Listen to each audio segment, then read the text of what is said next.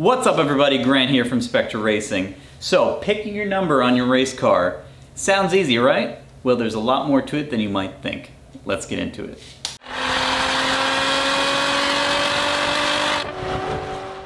So this video is mainly going to focus on autocross and kind of cross into drag racing and some other series like Optima. We will do another video later on like American Iron and more time trials or more hardcore things. But these are the more approachable racing series that you can get into that you'll need these types of numbers for. Okay, so first thing to consider is the range of numbers. As you know, here at Spectra Racing, we have hosted our own track days and we will in the future. So the software we use online where you go and register for certain track days, the ranges sometimes only go to 199. Now different organizations will go higher. I have run numbers 343 before, but some organizations will only select the box to go to 199. So that is something to consider, first of all, when selecting your range of numbers. Now obviously you want to pick a number that's significant to you. For me, I am a nerd, so I picked 117. It's a fairly rare number, and it's also the Master Chief's number. Very first video on this channel is the old Halo mod that I did. Okay, so probably the most important thing is the availability of the number you pick.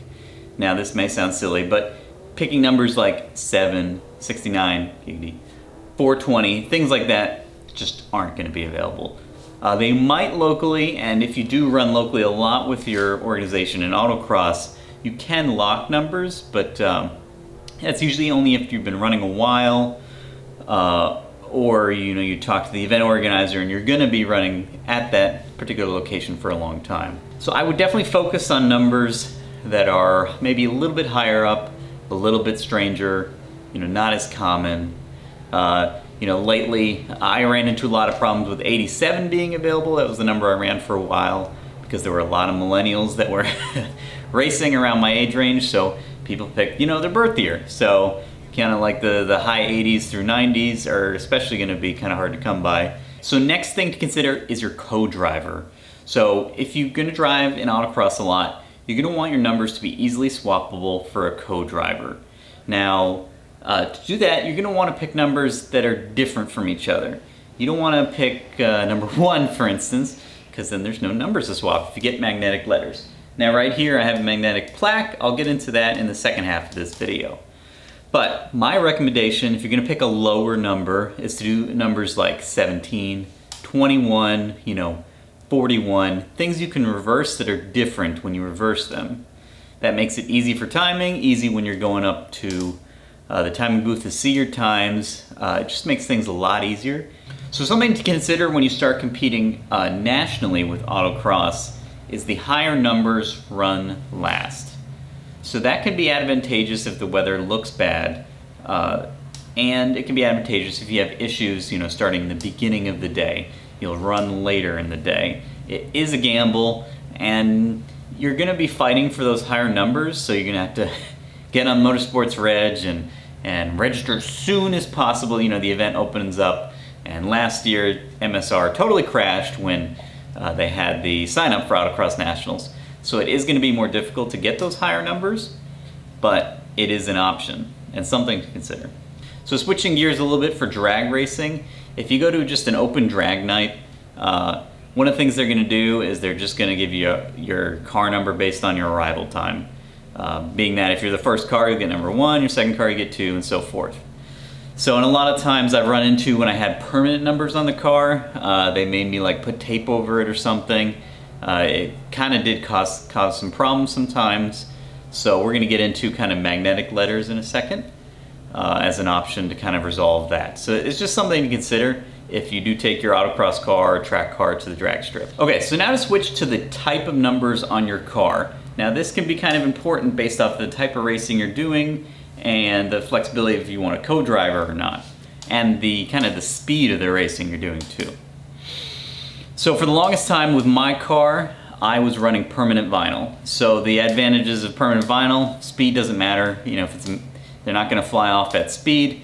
There is a lot of prep work involved with permanent vinyl, unless you want to just make it permanent. Obviously, if someone takes your number at a different event that caused a problem, I had to put blue tape and change 87 to like 187. So that can be an issue. It's not very flexible in those regards when you go to an event that's outside your area.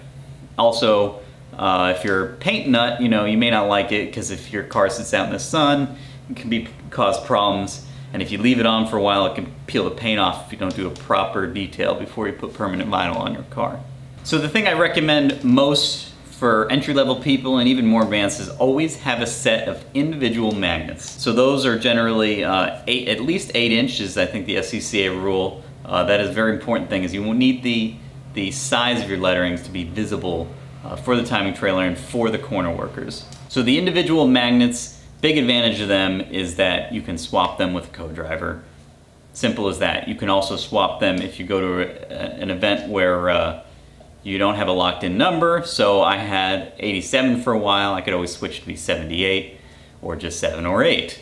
So the more disadvantages of the individual numbers though with magnets are making them align properly in photos.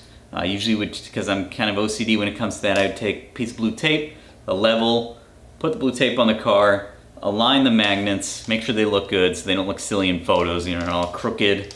Would drive you nuts if photographers out there taking a sweet picture of your car and they look all haphazard. Now obviously another disadvantage of them is that they will fly off at about 80, 85. I think I left them on once going like 100 and they never fell off, but I kind of think it depends on the age of the magnet, the surface of your car, and so forth. Also, obviously, they won't work on Corvettes or other fiberglass cars because they are magnets. So as you see on my car, I have the square dash. This just makes things easier. I don't have a lot of co-drivers in my car. My seat is not adjustable. I adjust it purely just for me. So co-driving is not a big thing for me. It is easy to align because it's just a big old square. It does kind of suck because the SM locks me in a class. I can't ever run Cam C or something, but this is just, it makes things super easy, super quick. I can just take it off, put it back on, do whatever I need to do. They hold on well above 80 miles an hour. I've never had one of these fly off, so I do like the door placards. So obviously one of your other options, if you have a show car or you don't feel like spending the money on a set of magnetic, either placard or individual magnets, as they can run up to about $40, $50, is to just use blue tape.